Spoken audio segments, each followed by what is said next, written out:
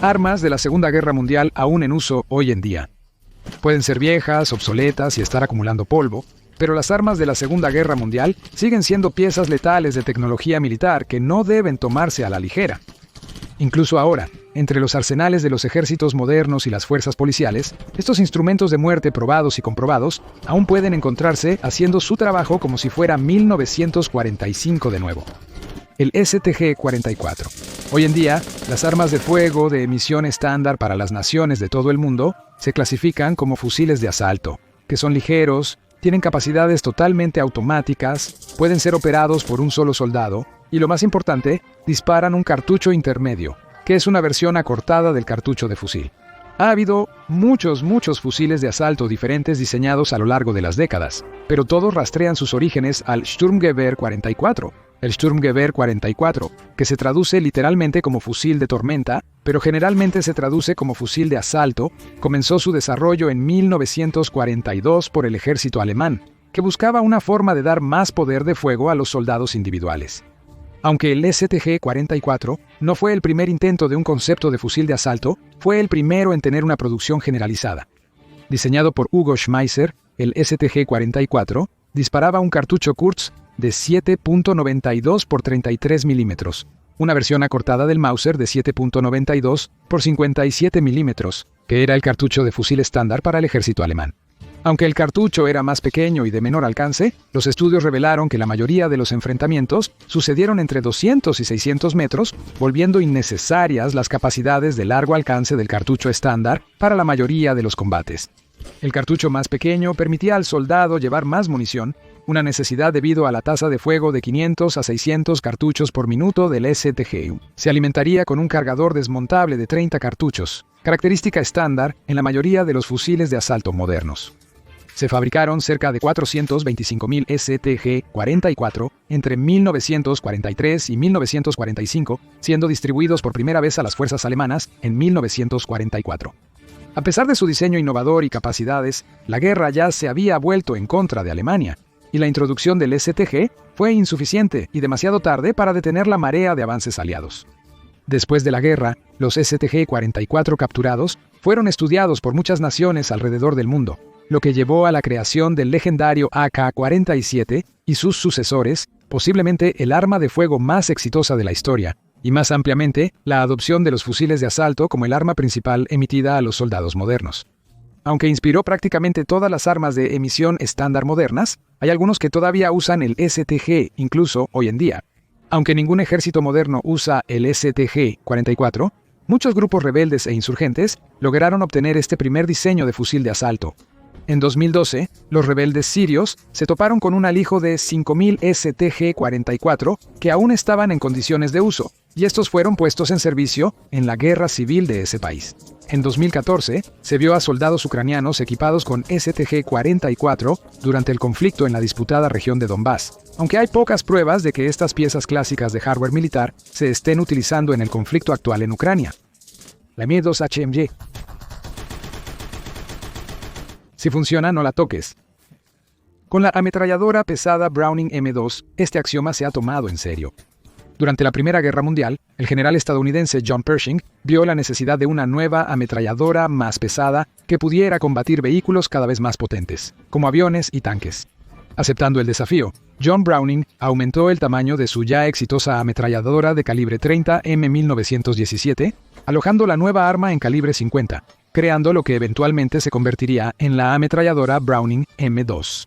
La M2, o Madeus, como se le conoce cariñosamente, es un arma masiva, con un peso de 38 kilos, aunque la variante AN pesa solo 27 kilos, aún demasiado pesada para ser utilizada por la infantería.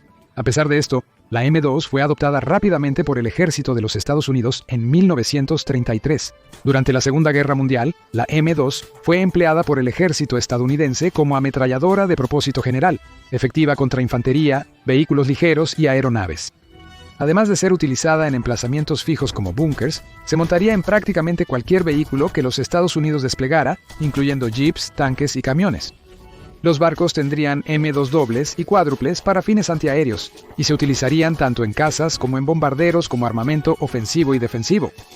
Para capacidades antiaéreas móviles, se incorporarían 4 M2 en el montaje cuádruple M45, una torreta instalable en un vehículo. El inmenso poder de fuego que se podía desatar de este sistema de armas le valió el nombre de El Picador de Carne. La M2 también es un arma de alta precisión con un alcance de más de 1 kilómetro. Durante la Guerra de Vietnam, el legendario francotirador del Cuerpo de Marines Carlos Hadcock logró un número de bajas confirmadas con una M2 y un visor telescópico. Fue ayudado por la baja tasa de disparo, de 450 a 500 por minuto, lo que permitía a un usuario hábil disparar un cartucho a la vez. La Madius también es extremadamente confiable y puede servir durante años. En 2015, se trajo una M2 de 94 años para su renovación y aún estaba en condiciones operables después de casi un siglo de uso regular. Debido a su larga vida útil, la M2 es el arma de fuego de mayor duración aún en uso por el ejército de los Estados Unidos, sin indicación de que esto vaya a cambiar pronto. Lee Enfield y variantes. Se podría argumentar que el arma de fuego más exitosa, utilizada durante la Segunda Guerra Mundial que aún está en servicio, es la familia de fusiles de cerrojo Lee Enfield. Esta arma británica, en una forma u otra, ha estado en servicio desde el siglo XIX y sigue siendo una opción popular para los ejércitos de todo el mundo. El primer Lee Enfield fue una actualización del anterior fusil de cerrojo Lee Metford y entró en servicio en 1895. Durante la Primera Guerra Mundial, las tropas británicas y de la Commonwealth estaban principalmente equipadas con el Mark III SMLE o Short Magazine Lee Enfield. Fue revolucionario para su época. Contaba con un cargador desmontable de 10 cartuchos de calibre 303, el doble que la mayoría de los otros fusiles de cerrojo de esa era. Esta gran capacidad de cargador y ergonomía eficiente, que permitía al soldado trabajar el cerrojo mientras mantenía una imagen de mira consistente, llevó al desarrollo del minuto loco, en el que un soldado entrenado podía disparar hasta 30 cartuchos apuntados por minuto. Muchos alemanes que enfrentaban fuego concentrado de grupos de tiradores británicos pensaban que estaban bajo ataque de ametralladoras. Después de la guerra, el SMLE fue rediseñado y durante los años 30, el sucesor del Mark III designado, fusil número 4, fue creado. Aún disparaba cartuchos 303 desde un cargador de 10 cartuchos, pero era más simple y fácil de fabricar. El fusil número 4 tenía un cañón más pesado, una mira reconfigurada y una bayoneta, a diferencia de la bayoneta estándar de 1907 usada en el Mark III. Durante los años de entreguerras, el ejército británico cambió la convención de nombres de sus fusiles, y el Mark III fue rediseñado como el fusil número 1 Mark III. El fusil número 4 se convirtió en el arma estándar de infantería para Gran Bretaña y la Commonwealth durante la guerra. Se producirían otras subvariantes como el fusil número 5 y versiones especializadas para francotiradores y entrenamiento.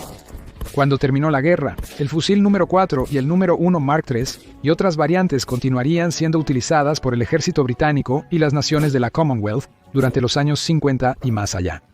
Aunque es popular en todo el mundo, muchas de las naciones que aún lo utilizan son antiguas colonias británicas o naciones de la Commonwealth, como Canadá, Sudáfrica, Australia y Bangladesh, aunque estas se utilizan principalmente por reservistas, unidades ceremoniales o como arma de entrenamiento. En India y Pakistán, las milicias locales en áreas rurales aún utilizan los SMLE para protegerse del terrorismo transfronterizo. En Afganistán, muchos combatientes prefieren el SMLE al omnipresente AK-47, debido a su mayor alcance y precisión.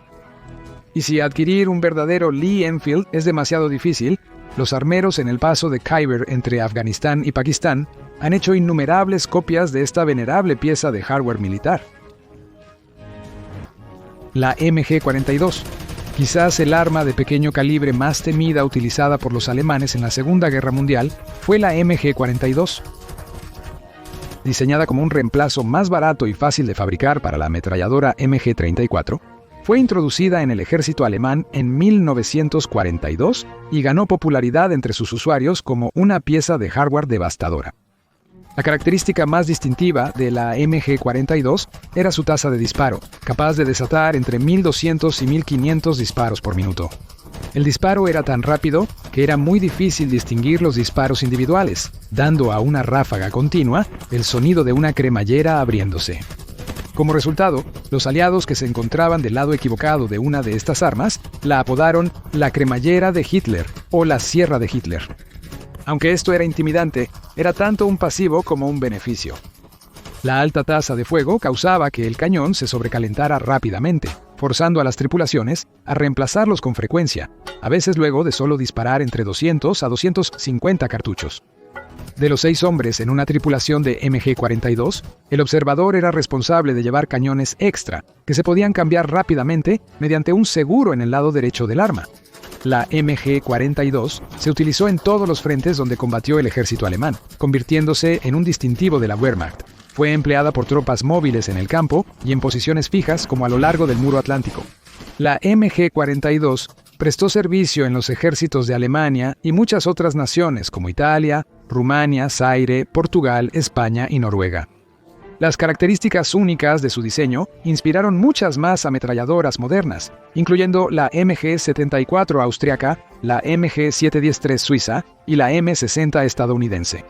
Aunque ya no está en servicio, su sucesora, la MG-3 alemana, aún es utilizada por muchas naciones y es, en la práctica, una MG-42 calibrada en el estándar de la OTAN de 7.62 por 51 milímetros, en lugar de 7.92 por 57 milímetros Mauser, con algunas otras desviaciones. La ametralladora ligera Madsen. Patentada desde hace mucho tiempo, la ametralladora ligera Madsen hizo su debut en combate en la Guerra Ruso-Japonesa de 1905. Durante la Primera Guerra Mundial, 1.250 unidades fueron compradas por la corona rusa para su uso en el naciente Servicio Aéreo Imperial ruso. El ejército alemán experimentó con 500 de ellas calibradas en 7.92 milímetros hasta reemplazarlas por las Maxim 0815. Adoptada de manera más generalizada en la Segunda Guerra Mundial, la Madsen fue la ametralladora ligera estándar de los ejércitos danés y noruego. Posteriormente, los alemanes las usaron tras conquistar Dinamarca y Noruega. Uno de los mayores clientes de Madsen fue Brasil, quien compró lotes en 1932, 1935 y 1949. En la década de 1950, todas fueron actualizadas a la configuración de 7.62 por 51 milímetros OTAN, lanzada en 1950. La última evolución de la ametralladora ligera Madsen tenía un alcance de 1.097 metros, manteniendo la misma tasa cíclica de 400 a 500 cartuchos por minuto del modelo M1902-04. En 1996, las Fuerzas Armadas brasileñas transfirieron sus Madsen a la Policía Militar brasileña con fondos insuficientes, cuyos CAR-15, M16 y FNFAL existentes se estaban deteriorando, normalmente operados por una tripulación de 2 a 3 hombres con un bípode. En cambio, fueron soportados por una correa a través de un hombro por una persona. Favoritas de la Fuerza Policial de Río de Janeiro. Incluso hoy en día, estas armas son tan poderosas que se dice que una ráfaga continua de ellas tiene un efecto desmoralizador en las bandas de narcotraficantes de las favelas. La M1911.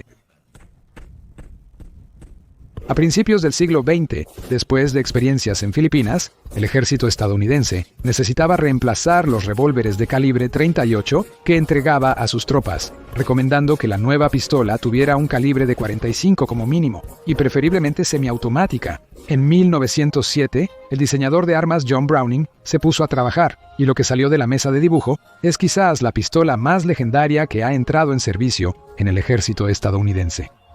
La Colt M1911, con calibre 45 Automatic Colt Pistol, se convirtió en la pistola estándar cuando los Estados Unidos entraron en la Primera Guerra Mundial y pronto se popularizó como una pistola potente y efectiva que era un activo en las trincheras. Después de la guerra, la 1911 fue rediseñada con un gatillo actualizado y otras pequeñas modificaciones. La nueva versión, designada M1911A1, A1 significa alteración 1, fue adoptada oficialmente en 1924 y permaneció como el arma secundaria estándar del ejército de Estados Unidos durante la Segunda Guerra Mundial. La 1911 ha servido en todas las ramas del ejército estadounidense y en docenas de países alrededor del mundo. La pistola fue utilizada en las guerras mundiales, la Guerra de Corea, Vietnam, donde era popular entre las ratas de túnel, y en casi todos los demás conflictos que vieron a las tropas estadounidenses desplegadas en la segunda mitad del siglo XX.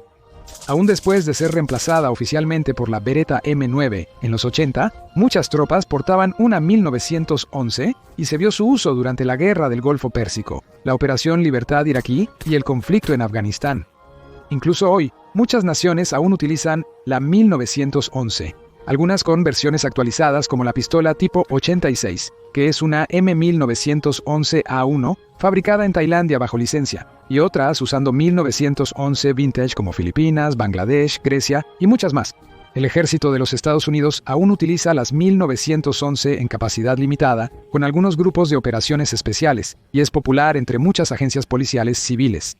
El diseño de la 1911 también es una opción popular entre los civiles, y hay una gran cantidad de empresas que producen su propia versión de esta venerable pistola para los entusiastas de las armas de fuego civiles, muchos de los cuales son veteranos que tienen gratos recuerdos de la creación de John Browning, la M3 Grease Gun. En 1940, los funcionarios del Departamento de Ordenanza del Ejército de los Estados Unidos supervisaron una de las mayores campañas de modernización militar del siglo XX. Se marcó para ser reemplazada la legendaria ametralladora Thompson, que con un precio desorbitado de 45 por unidad, alrededor de $660 en el dinero de hoy, se consideraba demasiado cara. La sustituiría un arma que, aunque de aspecto más básico, era igual de mortal y mucho más barata de fabricar. En enero de 1943, se aprobó un contrato de fabricación para 300.000 M3 Grease Guns. En comparación con la Thompson, la Grease Gun costaba solo $20 y 94 centavos por unidad. Para mantener los costos bajos, el arma solo podía disparar en modo automático completo. Se ganó su apodo de Grease Gun debido a su parecido con una herramienta de inserción de lubricante de mecánico, pero también se conocía como la pesadilla del fontanero o el decorador de pasteles. Un subfusil con una gran tasa de disparo de 450 cartuchos por minuto, usando los mismos cartuchos 45 Automatic Colt Pistol que la Thompson, la M3 constaba de solo 73 partes. Únicamente el cerrojo y el cañón requerían un mecanizado costoso, mientras que los demás componentes eran de metal prensado o estampado. En el campo, la Grease Gun recibió una respuesta mixta de los soldados. Algunos la elogiaron por su fiabilidad, pero otros la despreciaron por su frágil palanca de amartillado y su cargador de 30 cartuchos propenso a errores. Esto a menudo se atascaba si había una cantidad minúscula de suciedad en el interior, un problema que se solucionó con la inclusión de una herramienta de carga especial y cubiertas protectoras de plástico. Si se dejaba caer o se golpeaba el arma, se podía cortar la culata retráctil de alambre del arma de fuego y dejarla prácticamente inútil. Después de la guerra, la Grease Gun sirvió en las guerras de Corea, Vietnam y múltiples conflictos de la Guerra Fría en América Latina y el sudeste asiático. El ejército de los Estados Unidos la utilizó por última vez en la Guerra del Golfo de 1991 antes de descontinuarla. Hoy en día, esta reliquia de la Segunda Guerra Mundial sigue siendo una buena opción para aquellos con restricciones presupuestarias. La Armada y el Cuerpo de Marines filipinos actualmente utilizan M3 Grease Guns, mejoradas con supresores y miras de punto rojo, porque no podían permitirse subfusiles más caros como el Uzi o el Floral de 9 milímetros. El obús M101. El obús M101 tomó su inspiración de los obuses alemanes capturados durante la Primera Guerra Mundial y fue entregado a las tropas estadounidenses en 1940, más de 20 años después de la elaboración de los primeros planos en 1919. Su largo ciclo de desarrollo significó que antes de su fabricación en 1939, el vehículo en el que estaba montado tuvo que ser rediseñado para adaptarse a los estándares modernos, ya que el original solo había sido diseñado para caballos en lugar de vehículos. Una vista común en los teatros de guerra europeos y del Pacífico, el pesado M101, que pesaba 2.258 kilogramos, era remolcado por un vehículo motorizado M2 separado. Lanzaba municiones semifijas de alto explosivo de 105 milímetros a un alcance máximo de 11.270 metros, ganando rápidamente una reputación como un arma de apoyo a la infantería precisa y potente. Al final del conflicto, se habían ensamblado un total de 8.536 unidades, con la producción continuando hasta 1953.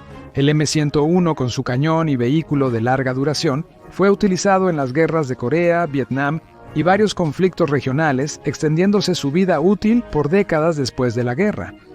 El M101 fue eliminado por otros ejércitos, permaneciendo almacenado hasta la guerra entre Rusia y Ucrania. En septiembre de 2022, se informó que Lituania había donado una cantidad no revelada de estas armas a las fuerzas ucranianas en su lucha contra Rusia. A pesar de haber sido diseñado hace más de 100 años, el M101 sigue siendo útil porque utiliza la misma munición de 105 milímetros que utilizan la mayoría de los sistemas modernos de artillería ligera. También se está operando en combinación con actualizaciones en tiempo real proporcionadas por drones para mejorar su precisión. y su alcance ha aumentado en un 40% porque puede disparar proyectiles asistidos por cohetes M927. El cañón D-44. Introducido al Ejército Rojo Soviético justo después del final de la Segunda Guerra Mundial, el cañón antitanque divisional D-44 estaba destinado a reemplazar el antiguo cañón ZIS-3, que había estado en servicio desde 1941. Basado en el armamento principal del tanque T-34-85, con su cañón principal de 85 milímetros, entró en producción masiva en 1946. Operado de manera más efectiva por 8 hombres, el D-44 era un adversario peligroso que podía disparar 20 cartuchos por minuto. Tenía un alcance máximo de entre 15.6 kilómetros o 9.7 millas y podía disparar una variedad de cartuchos de alto explosivo y perforantes de blindaje. A un alcance efectivo de 1 kilómetro, el cartucho High Velocity Armor Piercing era capaz de penetrar entre 100 y 180 milímetros de blindaje. Entre otros tipos de munición disponibles, el D-44 también puede disparar el cartucho BK-2 M-HIT-FS, que puede penetrar hasta 300 milímetros de blindaje. Entre 1945 a 1954, la Unión Soviética fabricó 10.800 D-44. Ha estado en la Guerra de Corea, Vietnam, árabe-israelí y ha sido exportado a Egipto, Irán, Irak, Corea del Norte, Polonia, Rumania y Siria. En mayo de 2022, surgió un video que muestra D-44 exsoviéticos en operación en las líneas del frente de la guerra Rusia-Ucrania. Mientras que algunos se están utilizando como piezas de artillería independientes, otros han sido montados en la parte superior de viejos tractores blindados MTLB de los 70 como torretas improvisadas por ingenieros ucranianos para producir destructores de tanques móviles básicos. Como ha ilustrado esta lista, olvida las armas modernas. Para los viejos guerreros endurecidos, los fósiles de la Segunda Guerra Mundial aún son capaces de dominar el campo de batalla.